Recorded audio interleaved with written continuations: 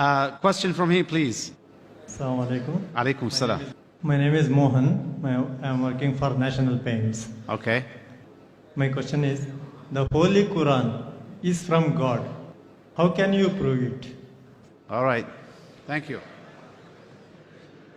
Brother asked me the question that how can you prove that the glorious Quran is from Almighty God? Brother, I've given a lecture, Is the Quran God's Word?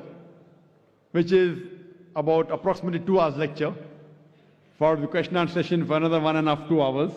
We don't intend doing here. But surely I would ask one of the volunteers to give you that DVD, Is the Quran God's Word?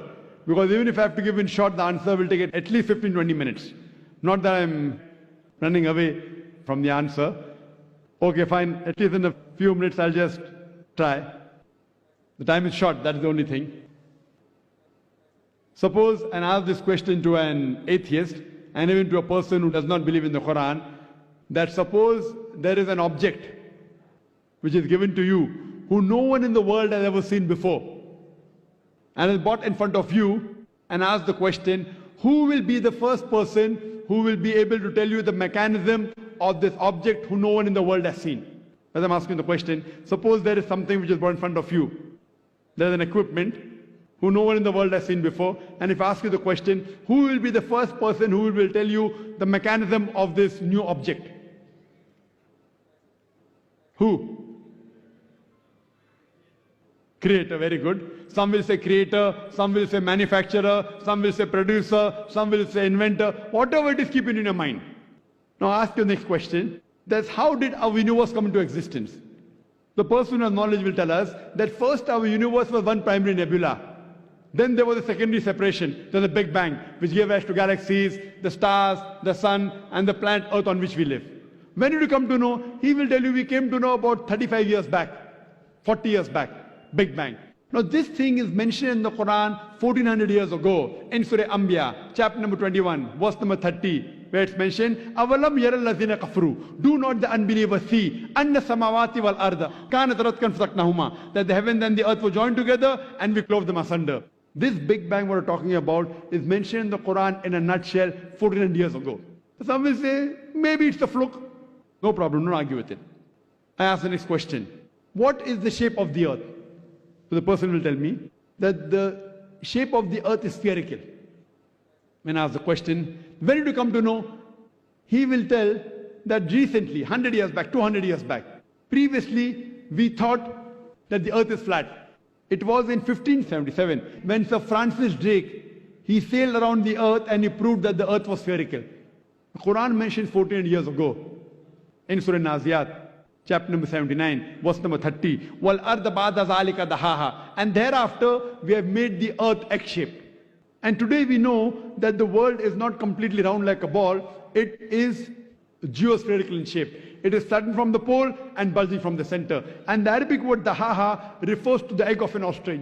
And if you analyze, the shape of an egg of an ostrich is geospherical in shape. Who could have mentioned that the earth is geospherical in shape in the Quran 1400 years ago?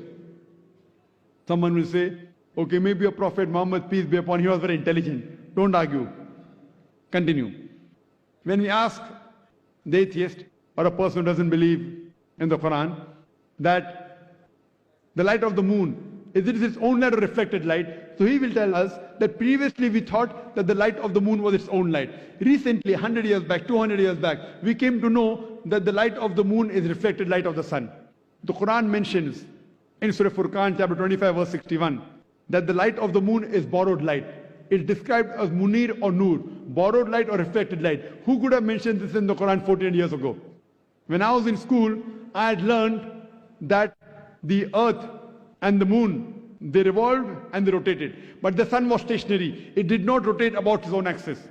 Quran mentions in Surah Anbiya, chapter 21, verse number 33, Huwa alladhi khalaqa al-layla wan-nahara. It is Allah who has created the night and the day. Wash-shamsa wal-qamar, the sun and the moon. Kullun fi falaki yasbahun. Each one traveling in orbit with its own motion. The Quran says the sun and the moon, besides revolving, they are also rotating about their own axis.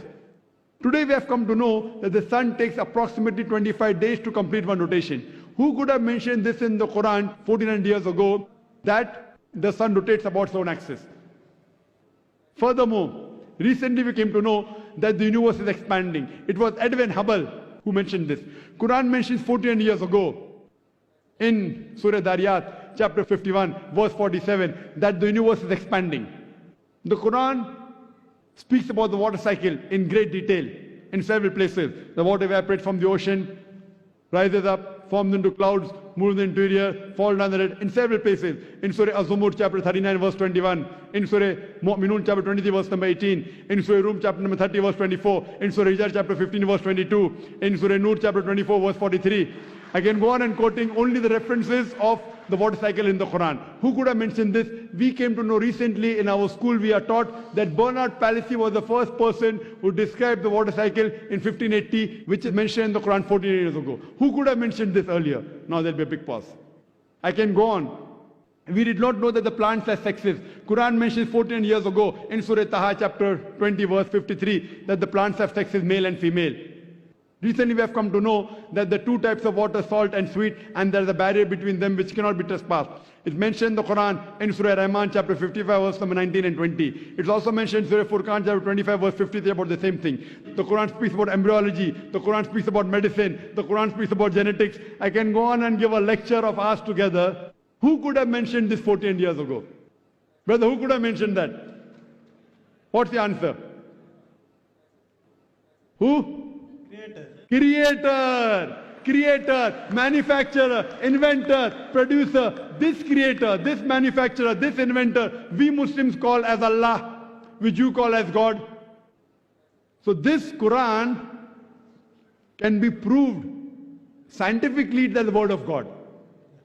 Because Quran, the word of God, is far superior to science. Today, science is the yardstick for many of them. I'm not trying to take the help of science.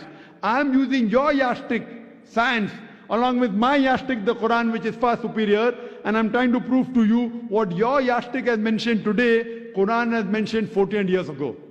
So with the help of your yardstick, the science, I'm trying to prove to the non-Muslims that the Quran is the last and final revelation of Almighty God, who we call as Allah. For more details, refer to my video cassette, Is the Quran God's Word?, in which various ways I have proved that Quran is the word of God. Hope that answers the question. Thank you so much.